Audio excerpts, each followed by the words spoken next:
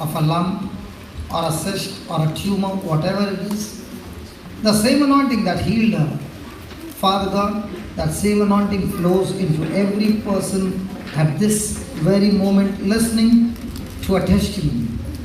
Because God, our Father, you are the Father of our Lord Jesus Christ. You are the Father of all mercy. You are the Father of all comfort. It is you who comfort us in our affliction, so that now that we have been released from our affliction, we are now able to comfort others who are in any kind of trouble. According to 2 Corinthians verse number 3, 1, 3 and 4. So the anointing that has healed this child over here, that same anointing flows into your body right now, bringing healing and deliverance from all tumors, cysts and lumps. And in the name of Jesus, you are set free. In Jesus' name, Amen. Praise God.